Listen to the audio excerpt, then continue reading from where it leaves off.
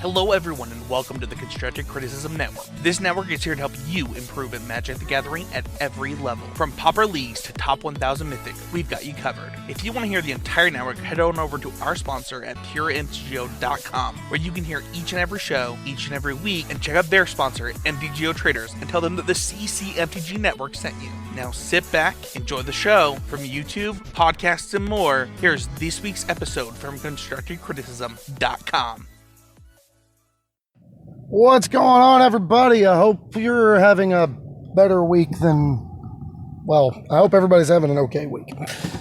I can't really make a joke there. I mean, we're all having a rough time right now.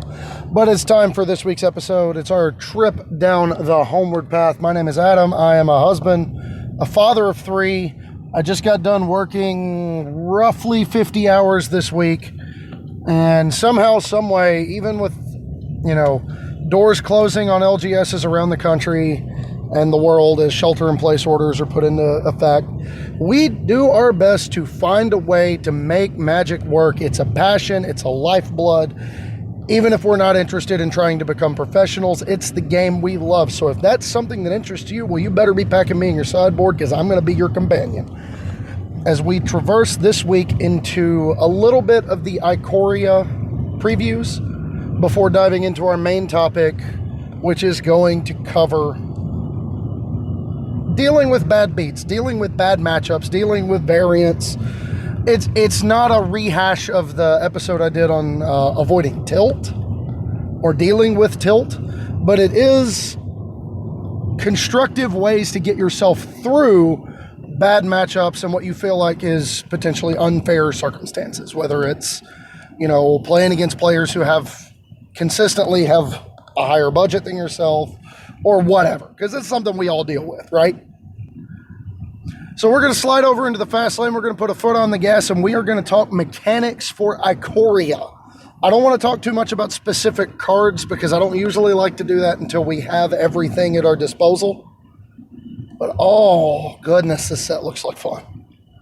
The inner Tammy, whatever, updated version of the player psychographic that loves giant monsters that smash people's faces in.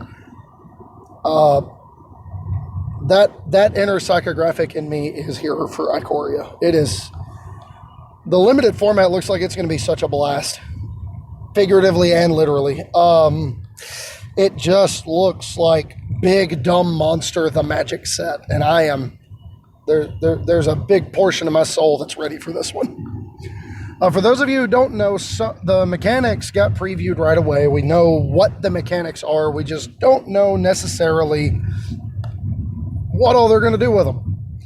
Mutate is the first one, and it's sort of a hash on the augment and host mechanic they did in Unstable.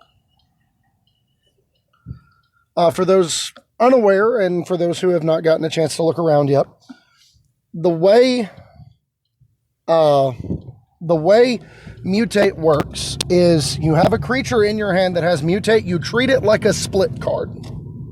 It's the best way I can describe it, right? You treat it like it's a split card. The version of it that, is the outer frame is the main card. It's the main body of the card. It's the easiest way to cast it. Pay its mana cost, you get the printed stats and abilities. Or you can pay its mutate cost, at which point it essentially overlays or underlays onto an existing non-human creature. Which is to say, it almost functions like bestow. Not exactly, because you don't become an aura giving those abilities. It's not quite the same. Instead, what you do, the creature is the one on top, and then it gains the abilities of everything underneath it. So the face is the one you see at the top, and then the rules text below is what applies out of the rest of them. Which is to say, numerous variations on mechanical things, like they have when this creature mutates, or when you mutate, when you cast a creature spell with mutate. Some of them, there's one that you can mutate from your graveyard. You can cast it from your graveyard by using its mutate ability, which is bananas. I mean, it's awesome. It's cool. Really wildly unexplored design space. The idea of creating new creatures with the ones on the board. It's the closest thing Magic's ever gotten to a clean iteration of the Yu-Gi-Oh! Fusion summon. And I would argue that it's a cleaner iteration than that of the Yu-Gi-Oh! Fusion summon, because so many of those just don't have anything to do with the things you put together. The next mechanic is called Companion, and this one is borrowing really heavily from Hearthstone. For those of you who played, what is it? Baku and Gen Greymare, I think it is, in Hearthstone, before they both got bumped to Hall of Fame status and you weren't allowed to play them anymore because they were way too powerful. They are the even and odd. Like, your deck has to contain even cards, your deck has to contain odd cards. And in exchange for that, you get some kind of ability. Well, now we have Companion, which says if your starting deck contains blah, you can cast this spell from outside the game. And then all of them have some sort of ability related, ostensibly related to leveraging that mechanical identity. I.e., the hippo, whose name I can't remember right now, gives you your deck building restriction is you can only play cards that cost 3 or more, but in exchange, when it enters the battlefield, you draw a card for each permanent you control that costs 3 or more. So that's just an absolutely bananas commander card for Simic decks,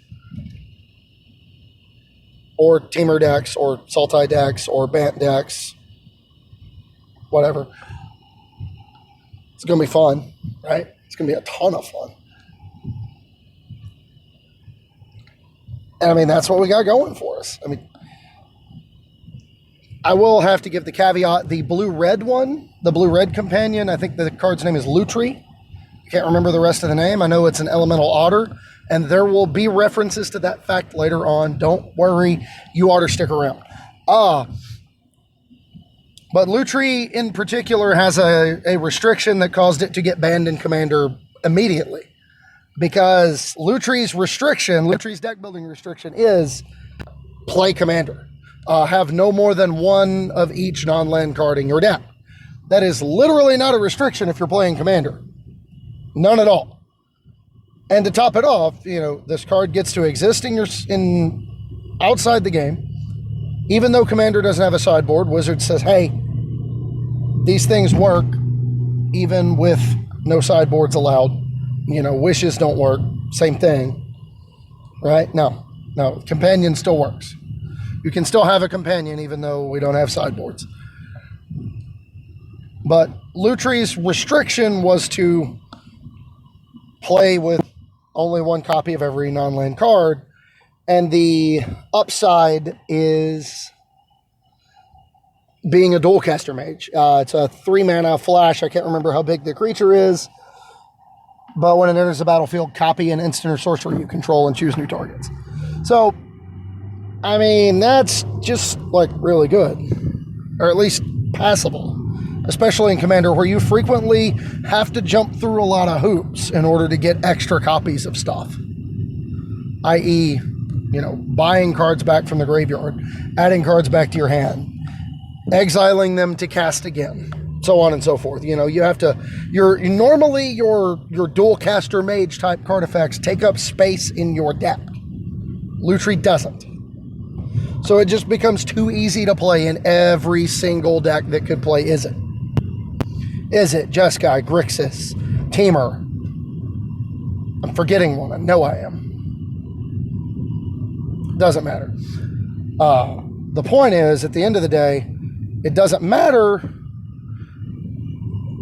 if you like the decision or hate the decision. Lutri is banned in Commander.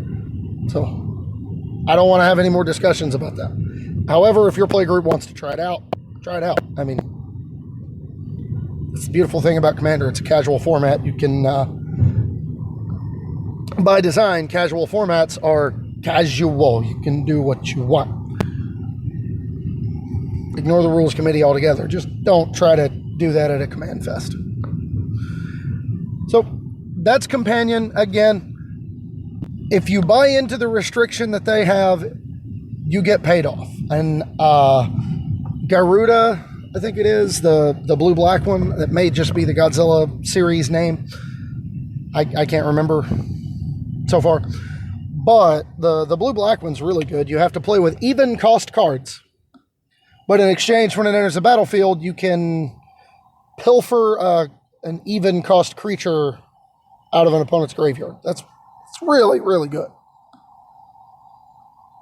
It just is. It's really good. I will be getting one of those for Lazav, and I will be starting to make some changes to Lazav. But that's going to be a blast. So the next mechanic,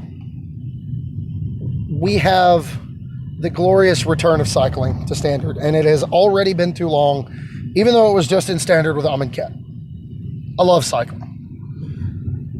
Anybody who knows me knows I love modal spells. I love being able to choose how my cards work. And one of the beautiful things about cycling is when the front half of the card is something you want and then they put cycling on it, it gets stronger. Because when it's not something you want, it can turn into something you want.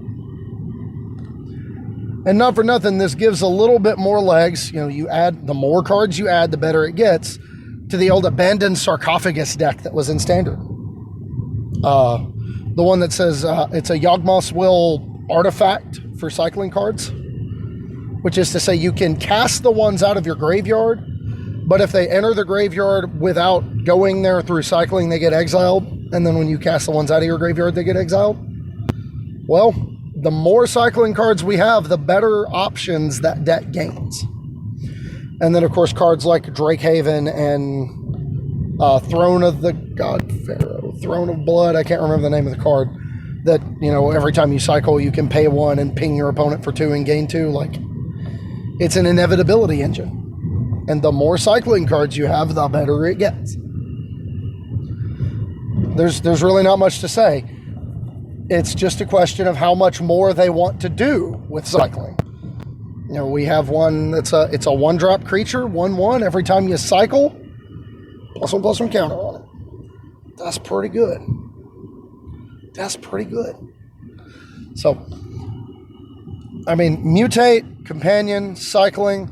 We have the wedge color variation on Adamant. It doesn't have a keyword name, but it does have, it's a cycle of cards that are monocolored, but when you play them with the 2 wedge colors of mana, i.e. the black one is when you play it by spending green and white mana in order to cast it, it becomes more powerful.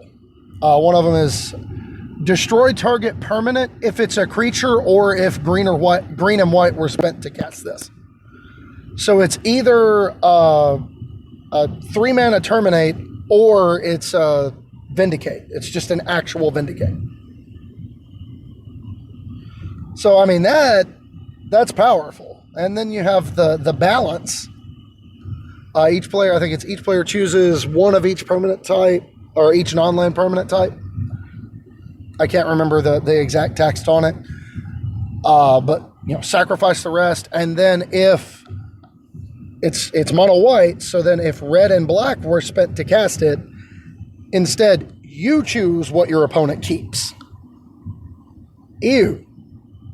So that's going to be a heavy-handed reset button on the Standard format, and is either going to speed it way up or slow it way down, and I'm not sure which is going to happen or which one I prefer. For example, I don't know how much good that card does against a Rotting Regisaur wearing an Embercleave, because you get to keep a creature and an artifact. Also, not for nothing, Mardu as a reactive color combination never has been the best. There's that too.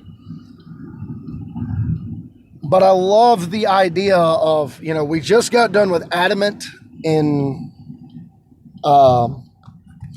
Oh, my English is broken today, everybody. I am so sorry.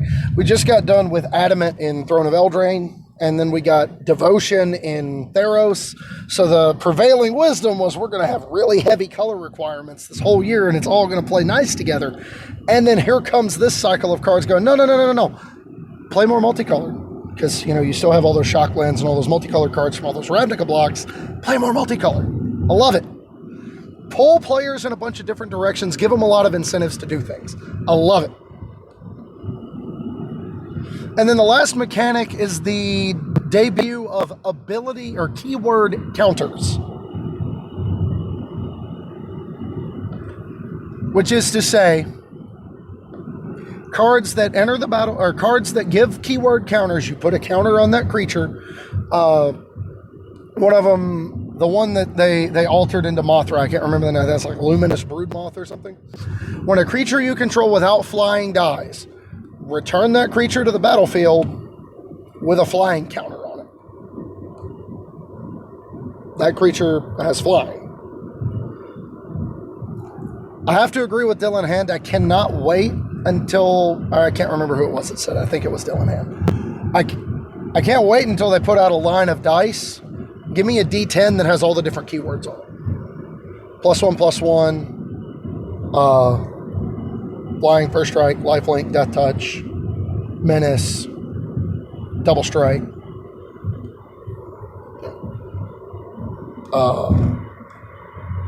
It just has all the keywords. Trample. Give me one of those. Give me, we have the Tarmo dice. Let's do those. Let's do a die. Give me a D10 that has all the keywords on it.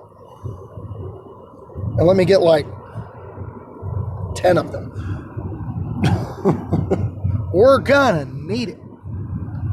On the bright side, because this set is releasing so much later in paper than on Arena, we got time to work on that. Any of my Dice Maker people out there, you know who you are. Get on that. It's gonna be fun.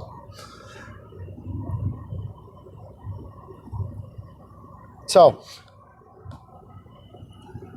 those are the mechanics from Ikoria. We have Mutate, we have Companion, we have Cycling Returning, we have the Wedge Adamant variation, and we have keyword counters. From an overall aesthetic and overall feel for the set, it's very much about creatures. And not just any creatures, but large creatures. Very large creatures. I don't really have any predictions yet. That'll be another episode down the line once we have more cards from the set and I start, brewing, talking things out with people, putting myself in position. It releases on Arena on April the 16th, I believe. And I am currently saving every single scrap of gold that I get from playing my Arena dailies. I am also saving all of my wild cards. So, with the goal of getting a whole bunch of Ikoria as soon as it drops. That's what we're after. I've already mentioned that before. I just wanted to say it again. It's not a bad idea, especially if you're just now getting started. Hammer that out. Let's get on it. Now, there's no reason right now. There's no real benefit to crafting and spending. Just let's power up that set. Let's power this thing up. So with that out of the way, let's slide over into the slow lane. Now let's talk about bad beats. Let's talk about the playing through bad matchups, because I've had to do it a lot and it can be absolutely rage-inducing. There's no other way to describe it. Not, it's a little angry. No, it's, oh my gosh, I can't believe I'm playing against Mono Red for the 15th time while I'm trying to get the Wishboard and Sultai Adventures right. And the more I play against Mono Red, the more I want copies of cards like Epic Downfall and Ritual of Soot. And I know that's wrong. It happens. So, when you're playing a lot against a bad matchup, whether it's at your local metagame once we get to go back to them, or grinding the arena ladder, there's a few things to keep in mind. There's a calculated approach to take rather than angrily throwing your mouse at your computer screen and having to explain things to people, mainly your spouse or people online that helped you buy things. I'm not saying I did it. I'm not saying I didn't do it. You can extrapolate however you want to. I didn't do it. I'm just making stories up.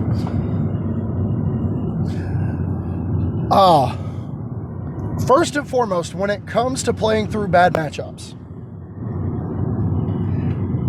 you're gonna run into them. There is no such thing as a deck that beats everything. Doesn't exist. If it did, it would be the most played deck in the format that it was legal in, and it would be prohibitively expensive for the audience that I am talking to on this show. It would be impossible to build for someone like myself. Because, frankly, I'm just not comfortable spending the money for something like that. And I don't care if there's a tier 0 deck in Standard. If it's so good, you have to play it. What am I going to do? Not play Standard for a while. That's a whole other thing. But when it comes, the Standard formats are weird. Even Pioneer, I would argue, is a weird format in that I don't think there's anything polarized to the degree of matchups you see like in Modern. Now, Modern can absolutely be rage-inducing from a bad matchup standpoint. Because Modern, there's a whole lot more, 65-35, 70-30 matchups than there are 50-50, 55-45 matchups. That's just the nature of Modern.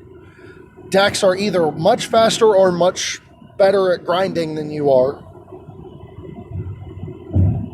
Or they have, if you're both playing similar game plans, one of you has a superior long game plan, or one of you has the ability to win in a burst better. Whatever the case may be. Recognize that these things are going to happen. They are bad matchups for a reason. Second, don't dismiss every weird, random, bad matchup you run into as nonsense. Obviously, you don't want to dismiss Mono Red in Standard, or you don't want to dismiss Rakdos Sacrifice in Standard. Those decks are really good. But even if you come up against like the Green-White Boggles deck, it's not necessarily nonsense. Because even if that deck doesn't look good, that doesn't mean it isn't well positioned somewhere. So even when you're getting your teeth kicked in by something you don't think you'll ever see again, you can learn from it by realizing what it's good against. Maybe it's inconsistent. Maybe that's something you can file away for later to tune, to work on, to update, to upgrade. The Hateful Eidolon deck had to start somewhere.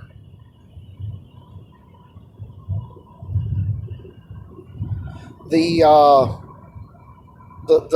pile of cards my friend Jared plays that I love to death. I love this deck.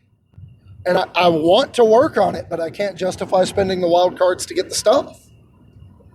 But it's, we're playing almost like a Teamer ramp deck, but instead of playing Big Dumb Monsters, we're going to go 1,000-Year Storm, Ironcrag Feet, Electrodominance. We're gonna opt Ironcrag Feet, copied, make 14 mana, cast Electrodominance for X equals 12 3 times, and kill somebody.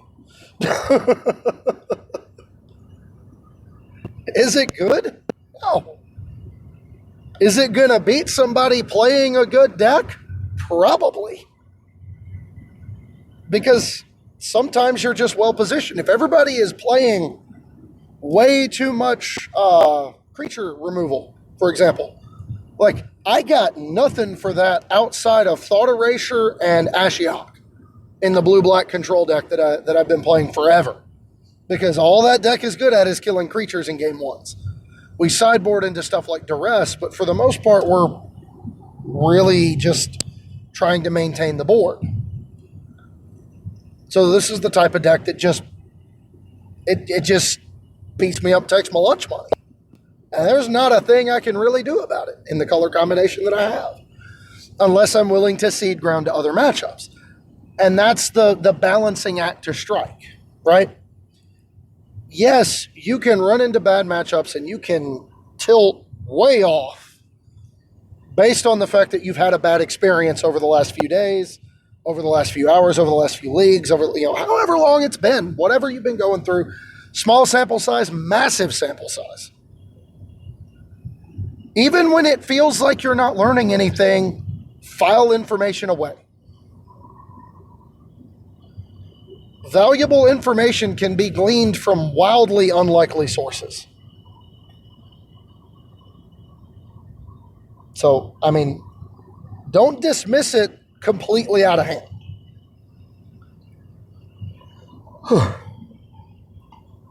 An interesting wrinkle may be, regarding that Thousand Year Storm deck. Maybe you play a fun of Thousand Year Storm in your Wilderness Reclamation Expansion Explosion deck. Because you can get the one, you can put it down on the table, untap your lands at end phase, float mana, untap your lands, tap your lands again. Maybe, you cast the Thousand Year Storm with 10 lands on the battlefield. You untap, float 4, untap, explosion you for 10, copied, that's 20. That's still lethal. And it also makes cards like Scorching Dragonfire and Chemister's Insight or Thassa's Intervention, it makes all of those cards better. Thassa's Intervention suddenly becomes twice as good. It draws you 4 cards out of however many that, it draws you the best 4 cards out of twice what X is. That's really powerful.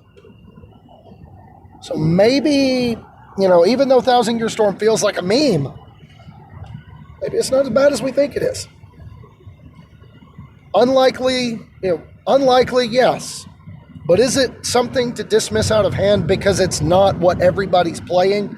No. So even when it feels like you're not gaining any knowledge from this, file it away.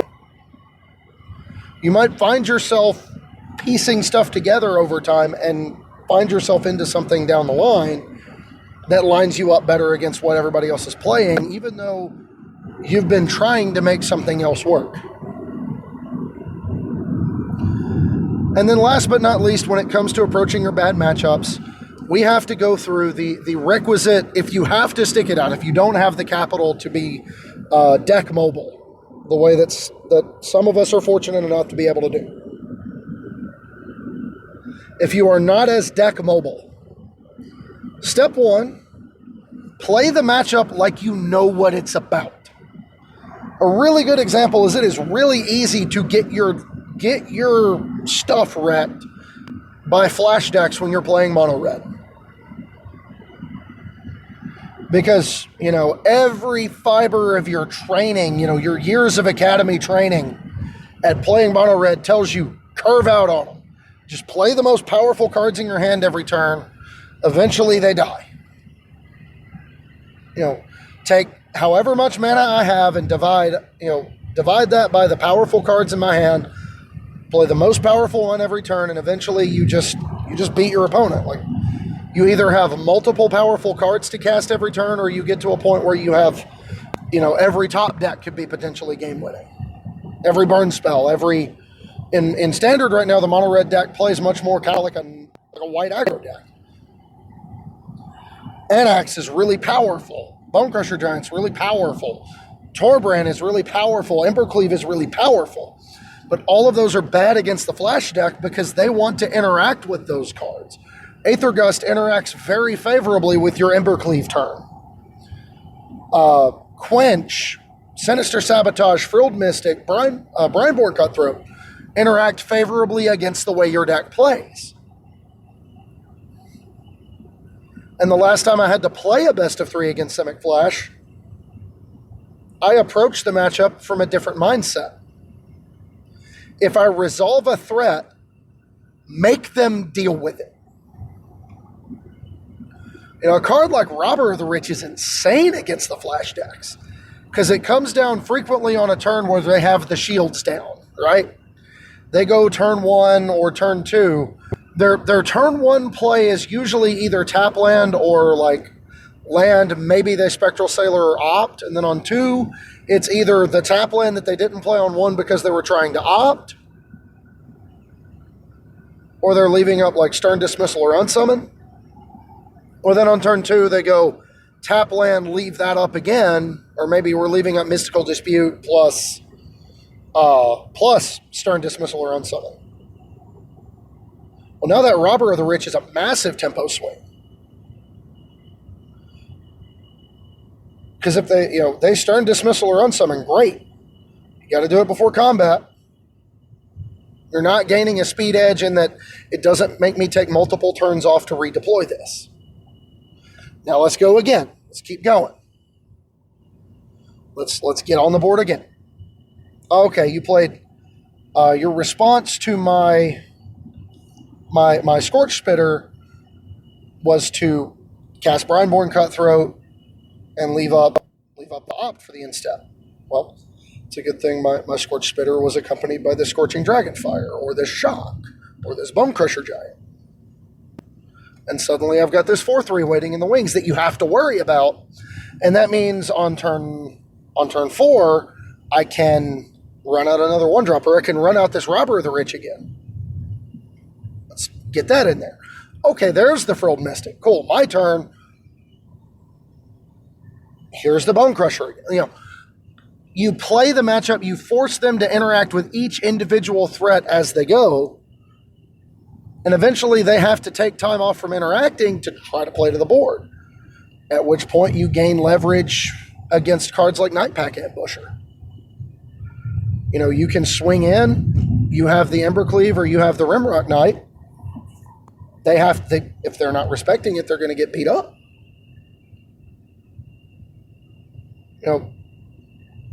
Sometimes it's just that simple. Maybe they tap out for Nissa, make the 3/3, and you end step the Scorching Dragonfire for the 3/3, untap, play the Torbrand with your Scorch Spitter Robber of the Rich on the table, and just kill Nissa.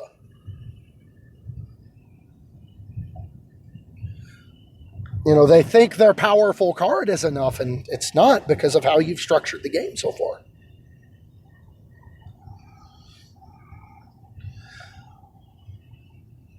So, in essence, you have to have a plan. Whether it's a good plan or a bad plan, you have to have one. And then from there, based on your deck construction, see if there's a viable sideboard plan that moves that matchup in a meaningful, positive way. I.e., like my blue-black control deck, when I play against all the other interactive control decks like Reclamation or blue-white, I don't really have much in the way of pressure or threats for them. It's Ashiok Nightmare Muse, it's Liliana Dreadhorde General, or it's, cumulative milling and then them drawing cards with Ashiok Dreamrender.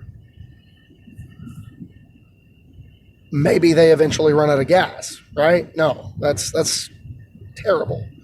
Elspeth Conquer's Death becomes way too powerful against you.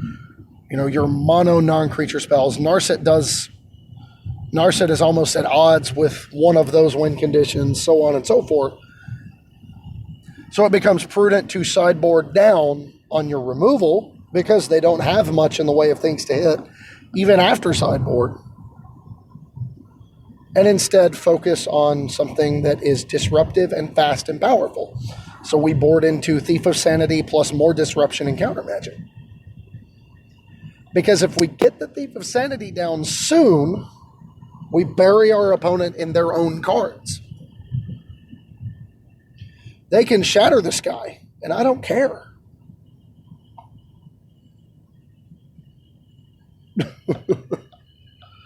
I mean, that's all there is to it. They can do that, but I don't care. We can board into a Command the Dreadhorde with all this disruption. Like, when we're playing Thought Erasures and Duresses, we board into, Command the Dreadhorde, that swings that matchup meaningfully. Because Thought Erasure and Duress can be taking cards like Teferi Time Raveler, the Elspeth, Dream Trawler, and then you just command the Dreadhorde and rebuild this massive board that they have to deal with. Like, when you command the Dreadhorde back their Dream Trawler, that's really powerful. Command the Dreadhorde back their Archon of Sun's Grace. Playing your own Omen of the Seas and... I had it and I lost it. I had the name of a card in my head. Lost it. Even just your own Omen of the Seas. That's really powerful. It's really good. Does everything you need it to do. That kills your opponent nicely, just like anything else you want to do. On balance, for something like Mono Red to try to beat up on something like Jeskai Fires, there's not really a ton you can do. The way they've built their deck is just intrinsically good against what you have access to. I mean, yeah, you can play stuff like Red Cat Melee to try to get extra damage through Cavaliers. Fry to help you push through Blue Cavaliers and get Teferi off the table. But you don't have anything that interacts with them at their fundamental level. So it's often just better to try to streamline your deck and be faster after sideboard. Is it a good plan? No. And that means you don't need to devote a lot of space to it. Because, frankly, there's no improving that matchup quantifiably. You just, you board into something like Experimental Frenzy and hope you get really lucky. Maybe your Robber of the Rich hits a bunch of nonsense. Something along those lines, right? So, at the end of the day, when it comes to playing through bad matchups, I've been at work too long today. When it comes to playing through bad matchups, it's important to realize they're going to happen. Not all of them are nonsense. And you need to have a plan, even if it's bad.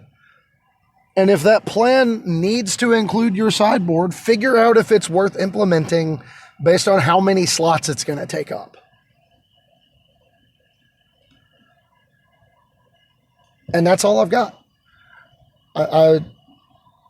It's another one of those mindset videos, right? Or another one of those mindset episodes, right? I mean, I talk about mindset a lot, but it's one of the most important things to have as a player who has to fight through adversity, who has to fight through the kinds of things that frustrate the everything out of you. Mindset can often be key.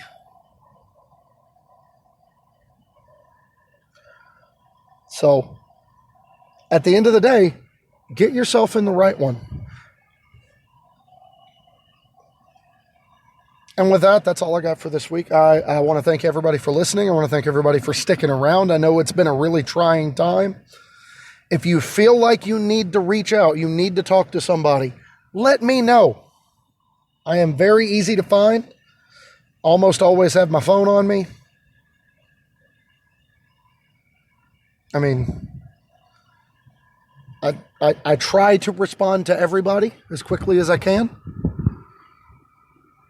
And I don't want anyone to suffer because they're struggling mentally. So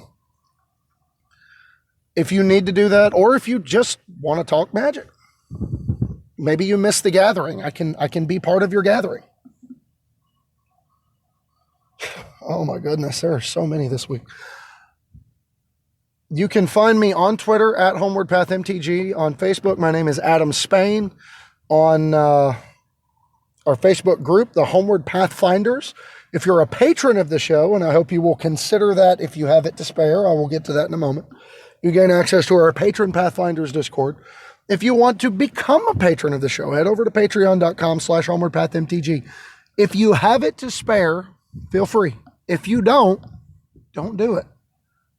If it's the difference between sending me Patreon and you getting a meal, Get your food. These are tough times. Everybody's tight. I understand. I'm not looking for, I'm not looking to try to squeeze every last drop out of anybody. So, those of you who are patrons, if you need to take some months off, do it. I would rather you do that than go through hardship. So, with that, let's move on to my favorite segment every week. Hashtag MTG Dad Jokes. And we're making up for the fact that I haven't done these in a while by having just a ton of them this week. First, Spencer Howland. I love you, buddy. In reference to Lutri the Spell Chaser, which I'm finally sitting still and capable of looking at.